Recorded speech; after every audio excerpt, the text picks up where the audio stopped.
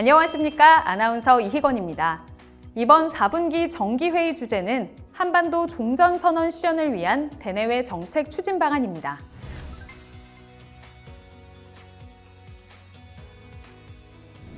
최근 한반도 정세 변화가 감지되고 있습니다. 그 변화의 계기는 제76차 유엔 총회에서 문재인 대통령의 한반도 종전선언 제안이었습니다. 나는 2해 전 이 자리에서 전쟁 불용과 상호안전보장, 공동번영을 한반도 문제 해결의 3가지 원칙으로 천명했습니다. 지난해에는 한반도 종전선언을 제안했습니다. 종전선언이야말로 한반도에서 화해와 협력의 새로운 질서를 만드는 중요한 출발점이 될 것입니다. 나는 오늘 한반도 종전선언을 위해 국제사회가 힘을 모아주실 것을 다시 한번 촉구하며 남북미 3자 또는 남북미 중 4자가 모여 한반도에서의 전쟁이 종료되었음을 함께 선언하길 제안합니다. 한국 전쟁 당사국들이 모여 종전선언을 이뤄낼 때 비핵화의 불가역적인 진정과 함께 완전한 평화가 시작될 수 있다고 믿습니다. 지금은 한반도 정세 변화에 주목하면서 한반도 종전선언에 대한 명확한 이해가 필요한 시점입니다. 한반도 종전선언은 한반도의 전쟁을 완전히 끝내고 우호적인 협력 관계를 만들겠다는 의지를 표명하는 상징적 선언입니다. 단기간에 평화협정을 체결하기 어려운 경우 먼저 종전선언으로 평화 의지를 확인하고 단계적으로 평화협정을 체결할 수 있습니다. 따라서 한반도 종전선언은 모든 논의의 출발점으로서 현재 교착된 남과 북, 그리고 미국과의 관계에서 신뢰를 조성하여 한반도 비핵화를 촉진시키는 첫걸음이 될 것입니다. 또한 한반도 종전선언은 정치적 선언으로서 법적 구속력이 없기 때문에 정전협정의 제도적 효력을 유지하며 주한미군 주둔에도 영향을 미치지 않습니다. 현재 우리에게는 한반도 상황의 평화적 관리가 매우 중요합니다.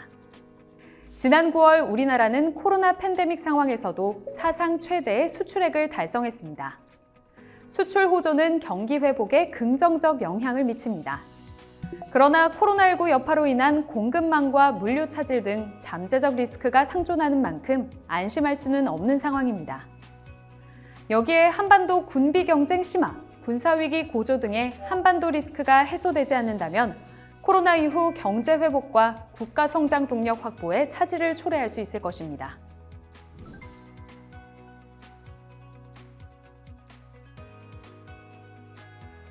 다행히 북한 김정은 위원장도 지난 9월 29일 최고인민회의 시정연설에서 남북관계 개선 의지를 피력하면서 남북통신 연락선을 복원할 의사를 표명했습니다. 그리고 10월 4일 실제 남북통신 연락선을 다시 복원했습니다. 하지만 김정은 위원장은 한반도 종전선언에 대한 전제 조건으로 이중잣대와 적대시 정책의 철회를 요구했습니다. 또한 미국과 남한의 미사일 실험은 자위권 행사이며 자신들의 미사일 실험은 도발이라고 하는 것에 항의하는 동시에 최근 미사일 실험을 다각도로 진행하고 있습니다.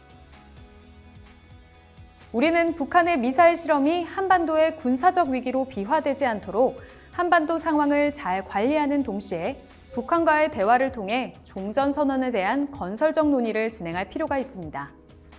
한반도 종전선언에 대한 주변국의 반응은 그 어느 때보다 우호적인 상황입니다. 바이든 정부의 존 커비 국방부 대변인은 9월 22일 브리핑에서 한반도 종전선언에 대한 논의에 열려 있다고 언급했습니다.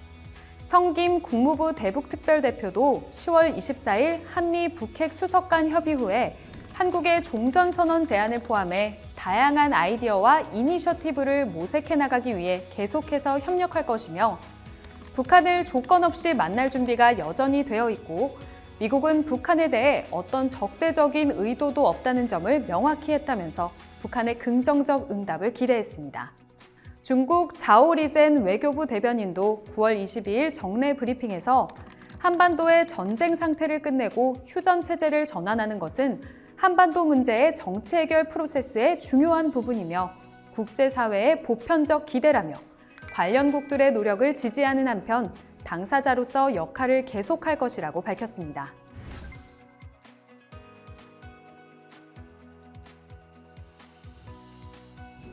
민주평통은 2020년 11월 17일 한반도 종전선언 촉구 추진위원회를 발족하여 종전 평화 캠페인 활동을 전개해왔으며 2021년 2월부터 지역별로 시민사회와 업무 협약을 체결하여 한반도 종전 평화선언 1억 명 서명운동에 동참하고 있습니다.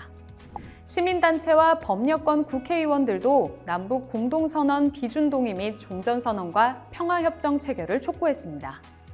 또한 대한적십자사 신희영 회장은 10월 14일 국내 코로나 백신 접종이 완료되는 시점에 이르러 위드 코로나 상황을 한반도 차원으로 확산시키기 위해 북한 주민의 코로나 백신을 지원하는 방안을 제시하기도 했습니다.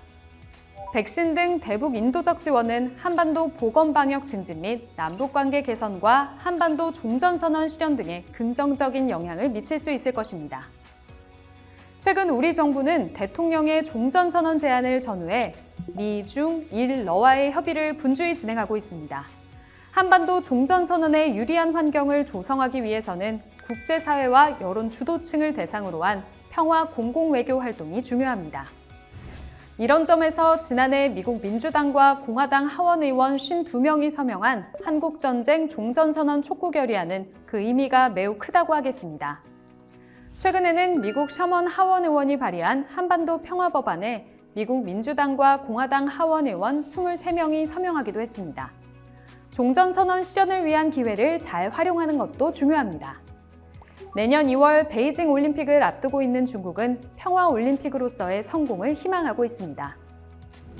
정전협정 체결 당사국으로서의 역할을 강조하고 있는 중국이 한반도 종전선언 실현에 기여할 수 있는 계기가 될 수도 있습니다. 또한 주변 강대국인 일본과 러시아가 한반도 종전선언을 지지할 수 있도록 이해의 폭을 넓혀 나가야 합니다. 평화 공공외교를 통해 이미 브라질 의회와 영국 의회에서 한반도 평화를 지지하는 실천이 일어나고 있습니다. 우리는 한반도 평화 프로세스가 남과 북, 그리고 국제사회 모두에게 이익이 되는 최대 공약 수임을 인식시켜야 합니다.